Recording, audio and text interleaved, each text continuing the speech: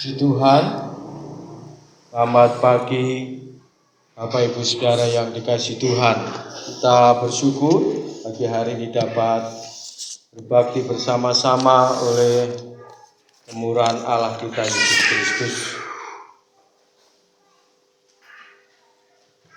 Tuhan ada di tengah-tengah kita dan Ia senantiasa mengajarkan firman-Nya kepada kita semua. Puji Tuhan. Kita telah memasuki bulan Desember bulan memperingati kelahiran Mesias Yesus Kristus Allah dan Juru Selamat kita. Mari kita membaca Lukas 2 ayat 11. Injil Lukas pasal 2 ayat 11.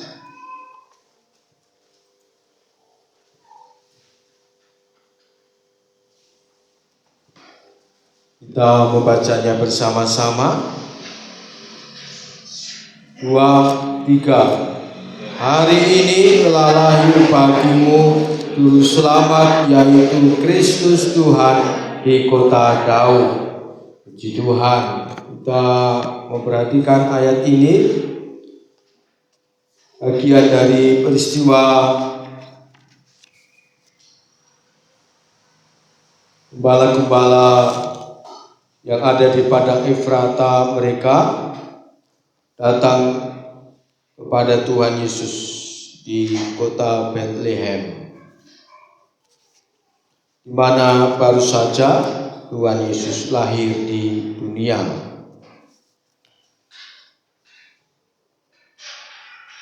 Ini adalah bagian dari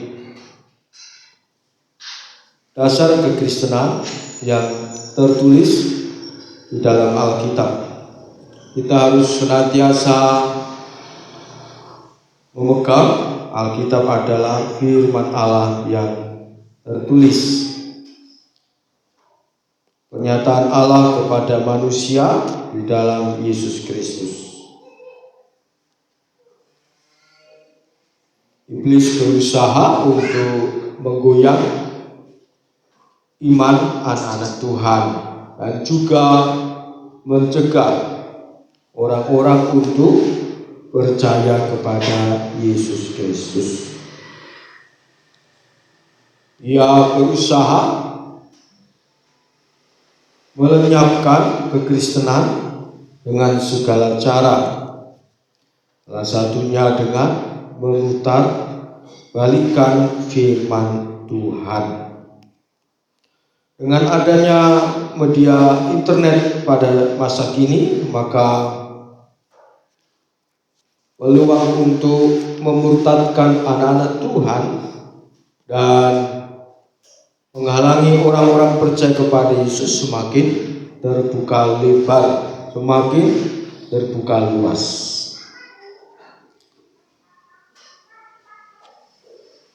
Saya seringkali mendapati banyak orang Kristen berkata bahwa saya meninggalkan Tuhan dalam sebuah atau beberapa akun media sosial. Setelah mereka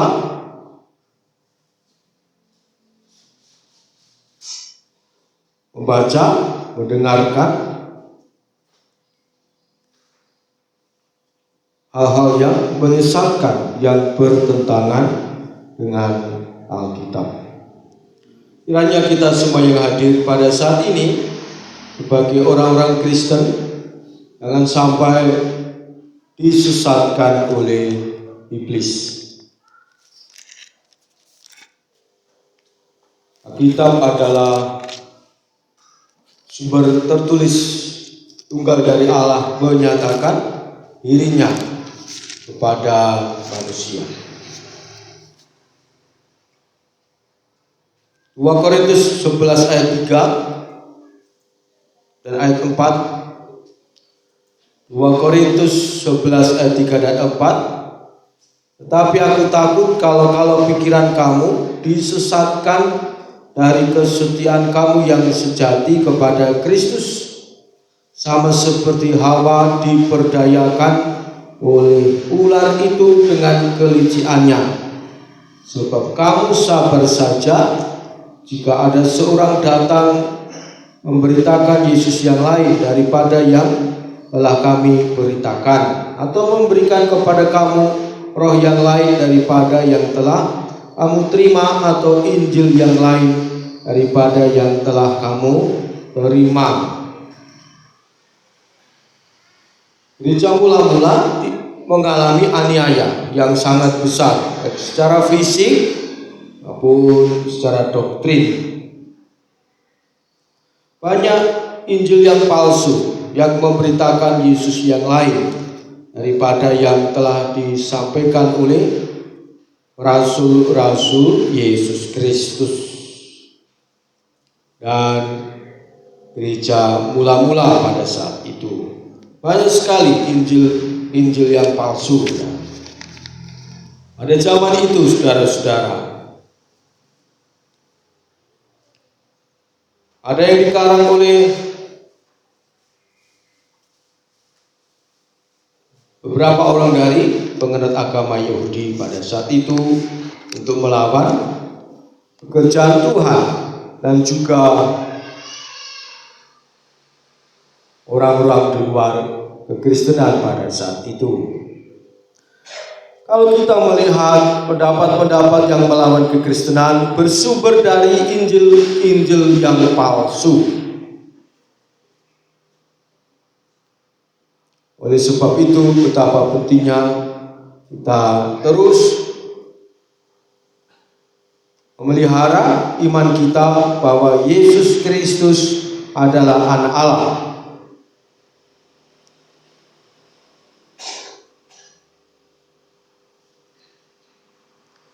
Tuhan Allah yang esa, itulah Yesus Kristus. Dan hanya melalui Dia orang dapat masuk ke tempat yang kekal, kota Yerusalem yang baru, langit baru dan bumi yang baru, di mana terdapat kebenaran. Pada saat itu orang-orang Kristen di Korintus mengalami serangan-serangan iman melalui pengajaran yang menyesatkan. Kita melihat perincian yang dapat atau mudah kita mengerti. Ayat yang keempat, ada seorang datang memberitakan Yesus yang lain daripada yang telah kami beritakan, atau Injil yang lain. Kita melihat di situ. Jadi pada saat itu mereka sudah mengalami penyerangan-penyerangan yang sangat mematikan. Demikian pula di hari-hari yang terakhir ini, hal yang sama akan berlipat kali ganda kekuatannya. Marilah kita tetap setia kepada Yesus Kristus, Tuhan dan Juru Selamat kita. Kita tahu Lukas adalah teman yang mendampingi Paulus dalam perjalanan Paulus memberitakan Injil Kristus. Lukas, Silas, Timotius, ya. Lukas adalah seorang dokter yang menyerahkan hidupnya menjadi seorang hamba Tuhan. Penulisannya tentang Yesus Kristus digerakkan oleh Roh Kudus. Dan Roh Kudus menggunakan keahliannya sebagai seorang dokter untuk menyusun berita-berita tentang Yesus dengan seksama, dengan mendetail dalam Lukas 1 ayat 3. Karena itu, setelah aku menyelidiki segala peristiwa itu dengan seksama dari asal mulanya, aku mengambil keputusan untuk membukukannya dengan teratur bagimu. Luar biasa ya, Tuhan memanggil Lukas untuk secara detail menyusun berita tentang Yesus Kristus, bahwa yang diajarkan kepadamu sungguh benar. Lukas adalah anak buah Paulus. Paulus masuk penjara, Lukas ikut. Paulus ke mana, Lukas ikut ya. Jadi ia mengerti serangan-serangan terhadap iman Kristen pada saat itu, yang mana serangan-serangan itu tidak berubah hingga saat ini. Menolak Yesus Kristus adalah anak Allah yang maha tinggi. Lukas menyelidiki dengan seksama dari asal mulanya. Tuhannya, marilah kita juga Bapak Ibu dikasih Tuhan, kita tiap hari membaca Alkitab, tekun untuk membangun iman kita. Allah tidak pernah memberikan pertolongannya dengan tiba-tiba. Ia lihat kesetiaan kita.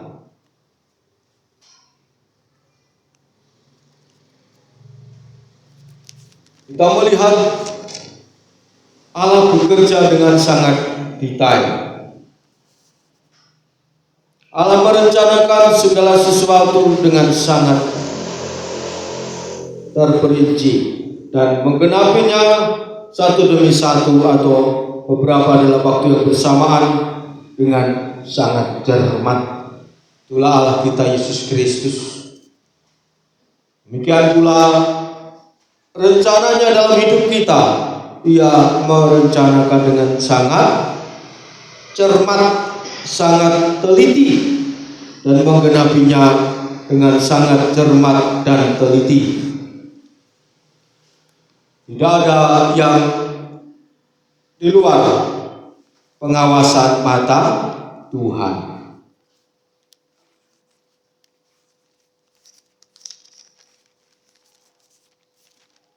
Hal ini mendatangkan hidup kita tidak khawatir.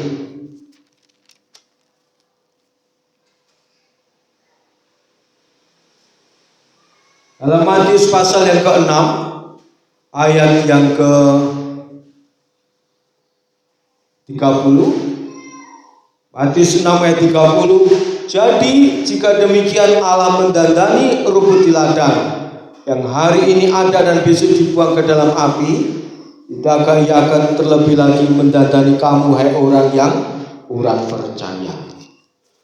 Rencana Tuhan bagi tiap-tiap orang sangat mendetail, sangat terperinci. Ia tahu apa yang akan terjadi tentang kita, karena ia yang telah merencanakannya.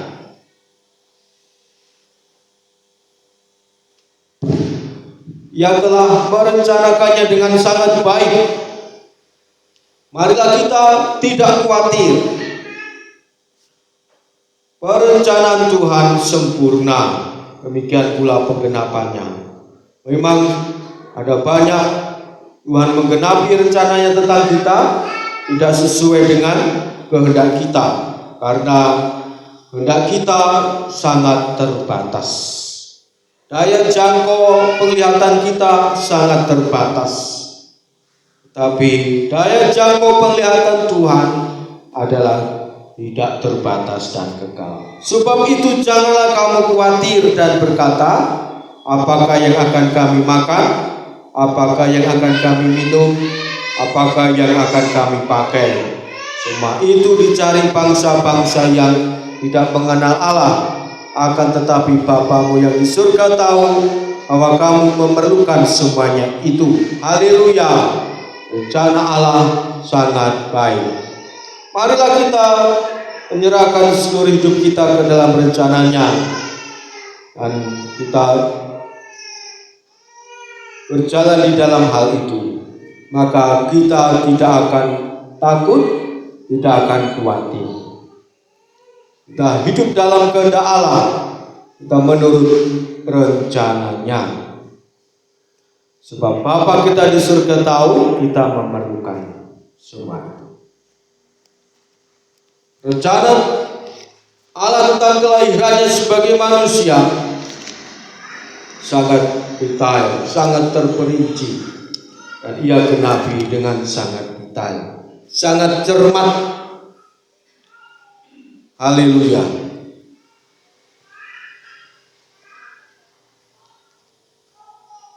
Adakah kita takut dan khawatir tentang masa depan kita atau keluarga kita? Marilah kita melihat peristiwa sejarah kelahiran Yesus Kristus adalah penggenapan dari rencana Allah yang telah disampaikan dalam kitab-kitab Perjanjian Lama. Kita memperhatikan bahwa seorang malaikat Tuhan yang menyampaikan berita tentang kelahiran Yesus kepada gembala di padang Efrata.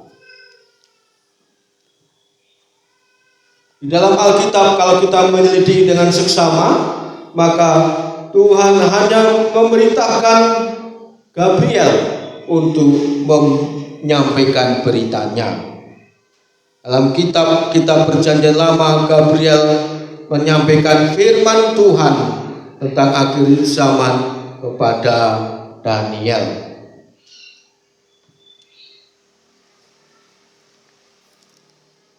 Pada Daniel, ia memberitakan tentang akhir zaman.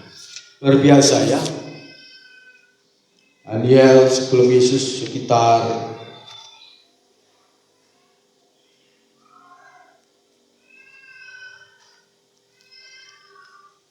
500 tahun. Tapi Daniel sudah diberi hal tentang di mana kita hidup pada saat ini. Gabriel dipakai Tuhan untuk memberitakan firman Allah, menyampaikan firman Allah kepada nabi-nabi Allah. Di dalam Perjanjian Baru, Gabriel menyampaikan firman Tuhan secara khusus tentang kelahiran Yohanes Pembaptis kepada ayahnya, Imam Zakaria. Dalam Lukas pasal 1 hal itu kita lihat ya. Gabriel datang berbicara kepada Imam Zakaria yang sedang melayani Tuhan. Dalam Lukas 1:19, akulah Gabriel yang melayani Allah, dan aku telah diutus untuk berbicara dengan engkau dan untuk menyampaikan kabar baik ini kepadamu. Ketika melayani Tuhan, Imam Zakaria dalam kondisi keimanan yang turun drastis. Hanya Tuhan yang tahu kondisi keimanan Zakaria. Sesungguhnya aku akan menjadi bisu dan tidak dapat berkata-kata sampai pada hari di mana semuanya itu terjadi, karena engkau tidak percaya akan perkataanku yang akan nyata kebenarannya pada waktunya. Tuhan tahu kondisi keimanan anak-anaknya.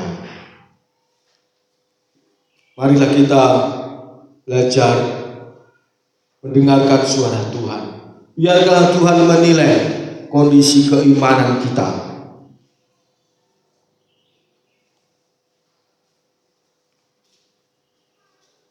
Biarkanlah Ia memberitahu penyakit iman kita apa yang menyebabkan iman kita turun, apa obatnya dan apa yang harus kita lakukan. Biarkanlah Ia berbicara dan kemudian kita melakukannya dengan segenap hati. Ini pelajaran yang sangat penting sekali ya. Dalam peristiwa kelahiran Yesus, sekelompok imam Tuhan, teman-temannya Zakaria, tidak percaya Allah Yehova yang mereka sembah telah menjadi manusia.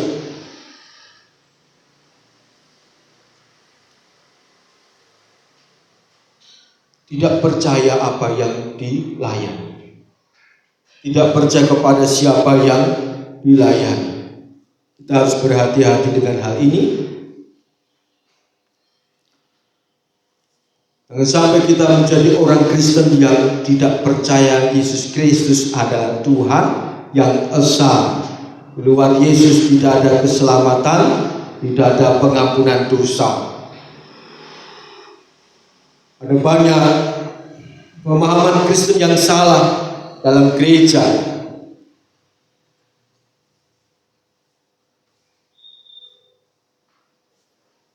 Dan itu diajarkan. Yang kita sembah sama, tapi jalannya berbeda. Itu adalah pemahaman yang tidak berdasarkan Alkitab. Seringkali saya melihat atau membaca itu di dalam tulisan-tulisan orang-orang Kristen sendiri. Entah ia rohaniwan, entah dia bukan rohaniwan. Sangat berbahaya.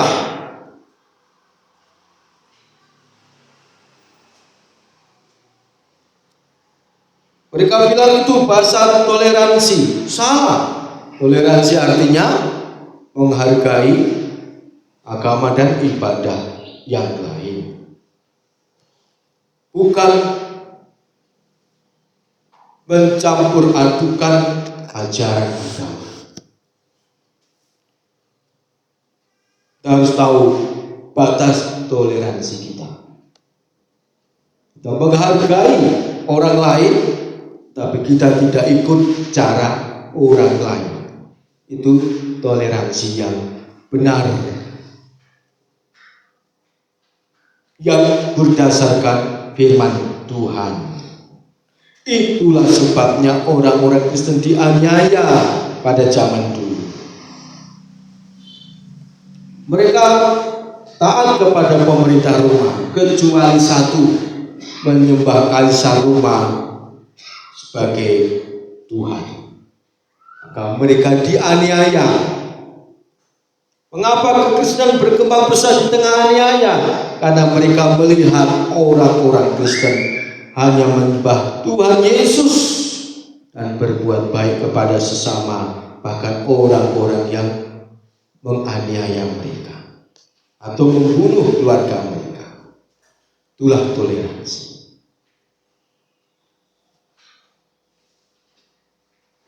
Menghargai keyakinan orang lain, tetapi tidak mengikuti keyakinan orang lain.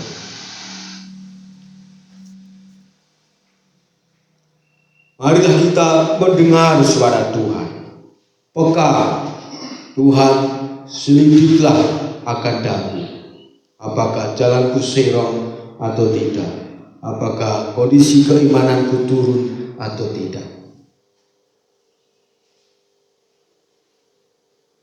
Kedua, Gabriel berbicara tentang kelahiran Yesus kepada Yusuf dan Maria dan sekelompok gembala di padang Efrata.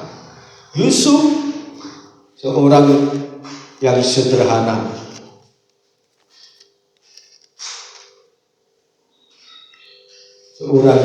sederhana, tetapi ketika Gabriel datang kepadanya dalam mimpi, ia taat. Tuhan. Dalam Matius 1:24, sesudah bangun dari tidurnya, Yusuf berbuat seperti yang diperintahkan malaikat Tuhan itu kepadanya, yang mengambil Maria sebagai istrinya. Nama Ibrani Yusuf adalah Yosef. Nama Ibrani, Yusuf nama Arab. Karena kekristenan di Arab berkembang pesat ya, sejak zaman gereja mula-mula. Kita ingat Paulus dididik sebagai hamba Tuhan, sebagai rasul selama 3 tahun di tanah Arab. Dia pasal 1 dan 2. Jadi kekristenan di Arab berkembang pesat tahun 3 bulan Masehi.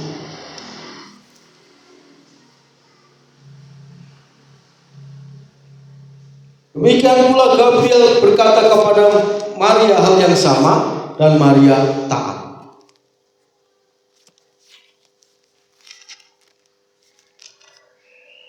Dalam Lukas pasal yang kedua, ayat yang Lukas pasal 1 ayat 38, kata Maria, sesungguhnya aku ini adalah hamba Tuhan, jadilah padaku menurut perkataanmu itu. Lalu malaikat itu meninggalkan dia.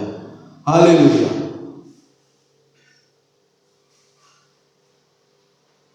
Pencatatan sejarah peristiwa kelahiran Yesus Kristus bagi Allah untuk mengajarkan kepada kita bagaimana tanggapan kita terhadap dia.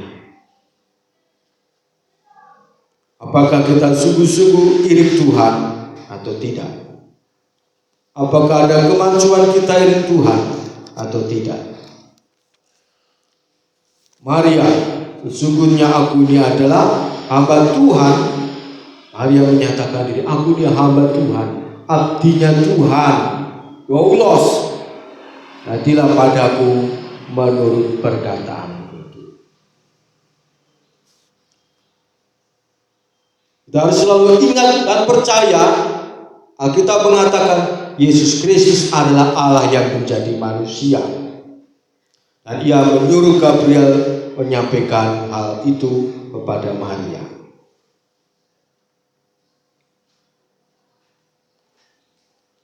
Marilah kita meneladani sikap Yusuf dan Maria. Orang yang terus memelihara keimanannya kepada Tuhan dengan benar di tengah-tengah keadaan dunia pada saat itu yang sangat gelap.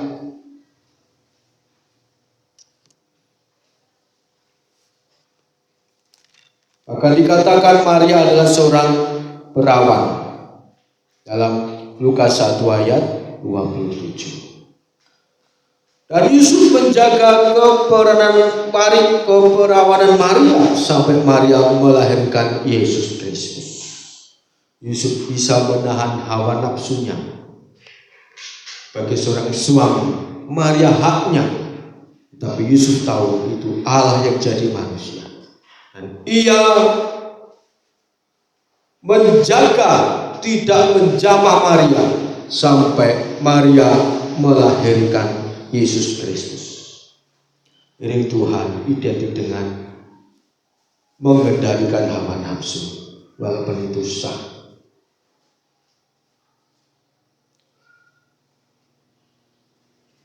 Kita belajar dari Yusuf mengendalikan hawa nafsu, mengendalikan ego, mengendalikan keinginan walaupun itu benar, demi tergenapinya rencana Allah. Bagaimana supaya rencana Allah terjadi dalam hidup kita? Marilah kita belajar dari Yusuf. Demikian pula Maria, ia juga mengendalikan hawa nafsunya bagi seorang istri, sehingga ia tetap menjadi perawan sampai melahirkan Yesus Kristus. Luar biasa suami istri.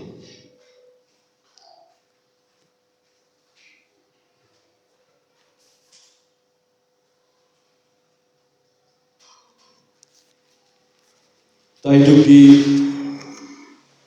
dunia yang rusak ya.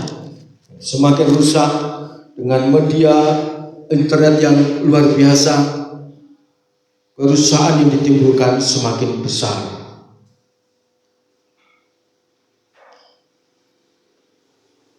Marilah kita menjaga diri kita.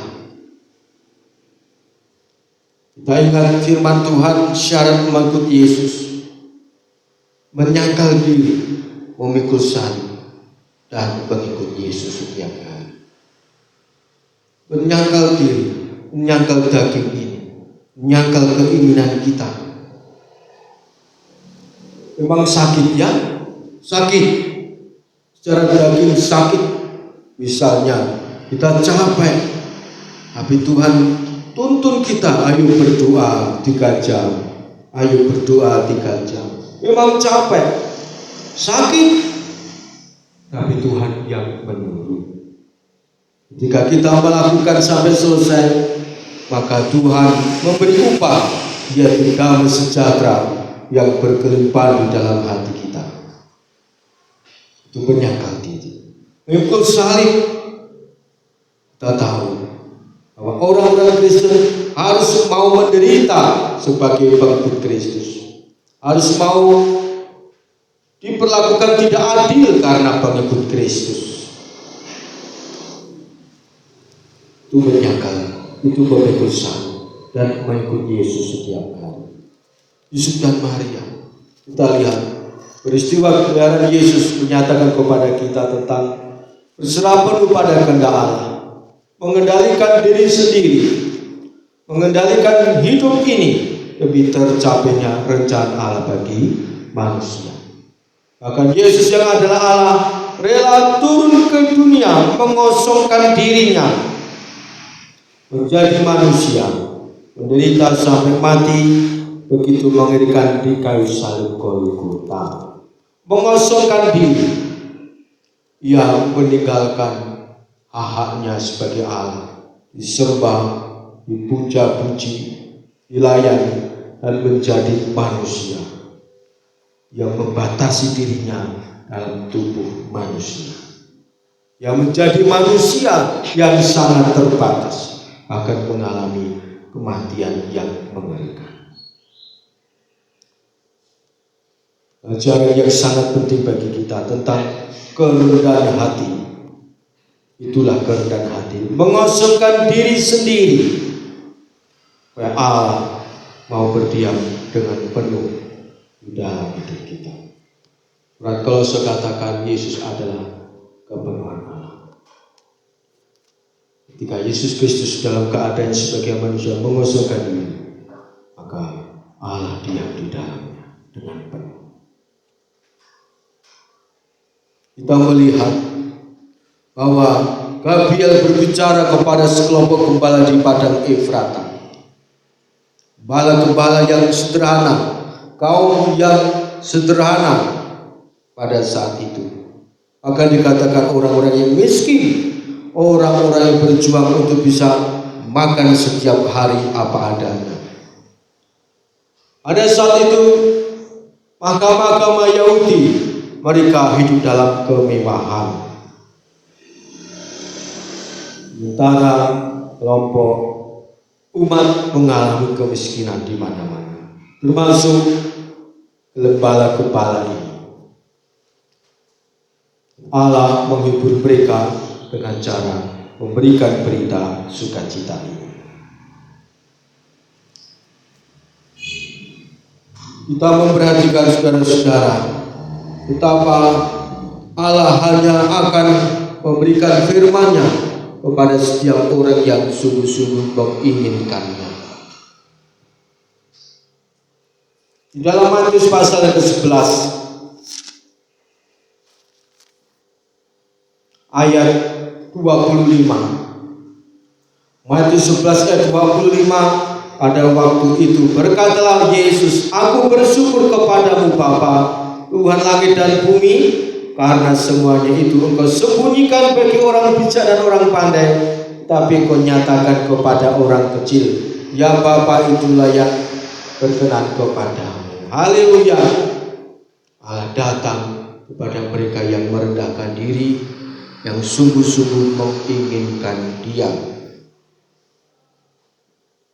Allah hanya akan berfirman kepada orang-orang yang sungguh-sungguh menginginkan Dia.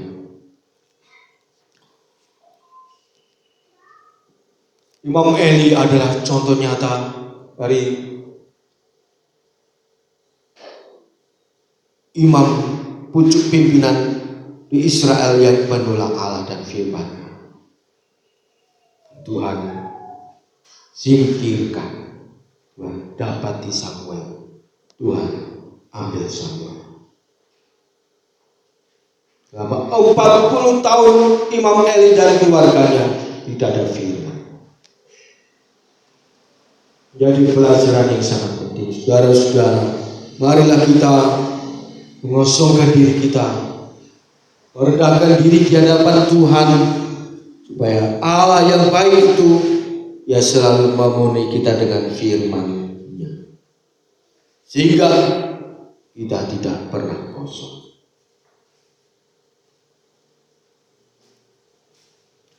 Lalu ada isi dalam hati ini, melimpah-limpah dengan firman Allah dan Roh Kudus. Matius 11 ayat 25, engkau nyatakan kepada orang kecil, orang-orang yang merendahkan diri.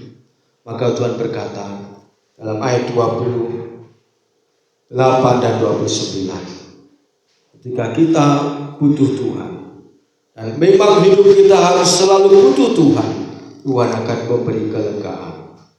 Kelompok gembala di padang Efrata mengalami letih lesu dan beban berat dalam hidupnya oleh karena keadaan pada saat itu diperbudak oleh kekaisaran Romawi yang sangat kejam.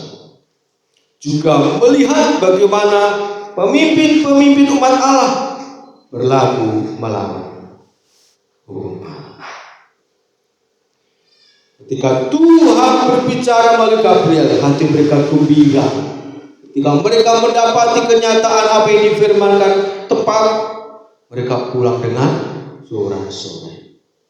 Marilah kita merendahkan diri di hadapan Tuhan. Maka Ia memberi kelegaan. Ia memberikan firman. Ia menyembuhkan kita dengan firman-Nya. Aku akan memberi kelegaan kepadamu. Kata kelegaan sama dengan kata ketenangan dalam bahasa asli. Firman Allah yang disampaikan oleh Yesus adalah firman yang menyembuhkan. Aku akan memberi kelegaan. Maka marilah kita setiap hari tekun membaca firman Allah yang lega, ya. Biar kita mengalami kelegaan dan ketenangan. Jiwamu mendapat ketenangan. Gembala-gembala di padang Efrata, mereka diberkati Tuhan dengan jiwa yang tenang.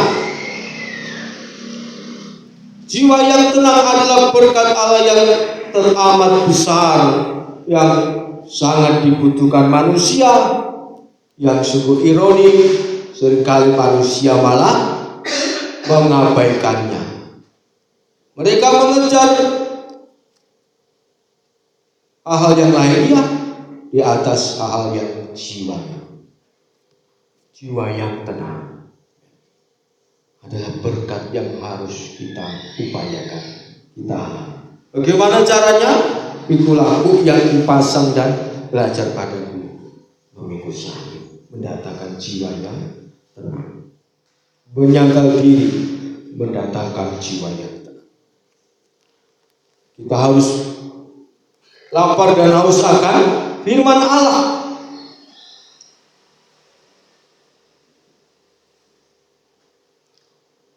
Berbahagialah orang yang lapar dan haus akan kebenaran, karena mereka akan dipuaskan. Tuhan memuaskan hati gembala-gembala dengan firman-Nya. Hari ini telah lahir bagimu Juru Selamat, yaitu Kristus Tuhan di kota Daud. Kata hari ini menunjuk kepada waktu yang telah ditetapkan. Allah yang menetapkan segala sesuatu. Ia adalah pencipta waktu.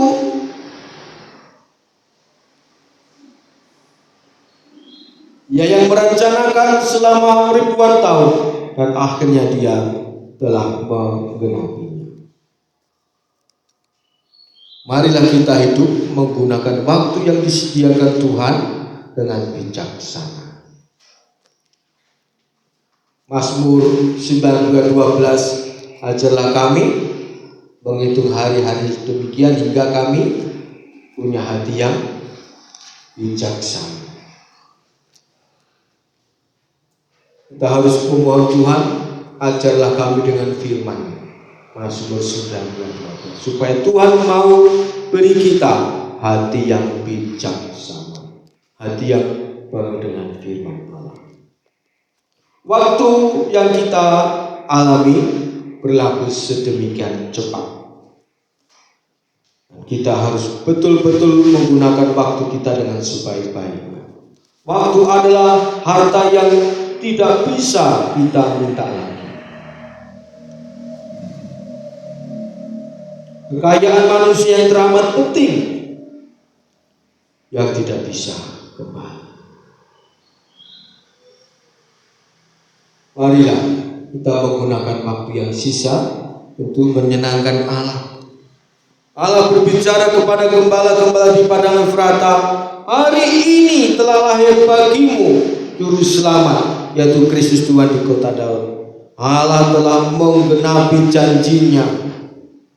Allah menggunakan waktu yang ada dengan sempurna. Allah yang menciptakan waktu, yang menggunakan waktu dengan sempurna. Marilah kita menggunakan waktu kita yang sisa dengan sebaik-baiknya untuk melayani Dia, menyenangkan Dia. Kita tidak tahu Tuhan memanggil kita kapan.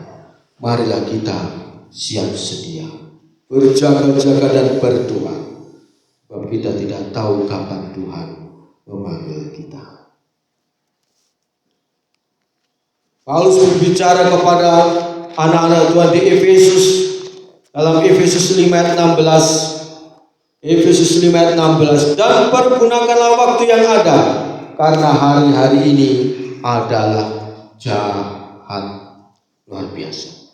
Hari-hari ini adalah jahat.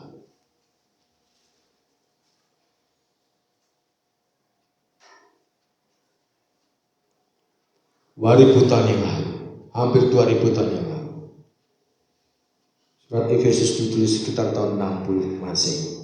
Hampir 2000 tahun yang lalu sudah jahat seperti itu. Kalau kita melihat sejarah dunia di tahun itu, maka luar biasa mengerikan. Saya lupa kota apa di rumah yang di Tenggak yang hilang lenyap ya, karena letusan gunung berapi dalam 1 hari. Lupa saya kota apa itu, tapi ada ya. Dan ribuan tahun kemudian, sekian tahun kemudian, 20 kota itu ditemukan lagi. Apa yang terjadi?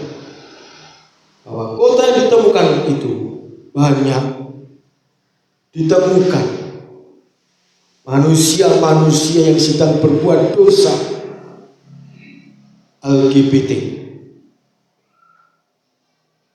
mati dalam keadaan membantu, sedang melakukan aktivitas dosa LGBT. Mengerikan. Kota yang sangat mewah dibinasakan dalam sehari. Menjadi jejak sejarah yang mengerikan, yang sekarang menjadi tempat wisata. Manusia-manusia yang sedang berdosa, yang sedang melakukan perbuatan dosa LGBT, mati membatu dan awet hingga saat ini. Tidak sempat membusuk, mayat jadi batu. Beberapa hari yang lalu ya, ditayangkan di televisi, saya melihat. Kalau saya lihat lagi di internet, luar biasa. Itu zaman Paulus. Ayat ini ditulis, apalagi zaman kita. Dan pergunakanlah waktu yang ada, karena hari-hari ini adalah jahat. Kita ingat ketika Yesus sudah lahir di dunia, yang mempercepat waktu begitu. Allah sendiri turun ke dunia jadi manusia, waktu dipercepat. Marilah kita mempergunakan waktu yang ada. Natal mengingatkan kita mempergunakan waktu yang ada. Pandangan kita tentang siapa Yesus Kristus menentukan tindakan kita selanjutnya. Ketika kita memandang untuk mengabaikan Yesus, kita akan menyanyiakan waktu yang ada dan berakhir dengan penyesalan yang kekal. Tetapi ketika kita memandang Yesus, menilai Yesus dengan benar seperti apa kata Alkitabnya, kita akan sungguh-sungguh mempergunakan waktu yang ada untuk menyenangkan Dia dan akan berakhir dengan kebahagiaan yang kekal. Dikatakan, pergunakan waktu yang ada, karena hari-hari ini adalah jahat. Puji Tuhan. Tuhan memberkati. Saya lanjutkan 2 minggu lagi. Biarlah kita terus mencari Tuhan dengan sungguh-sungguh. Karena Ia sangat baik dalam kehidupan.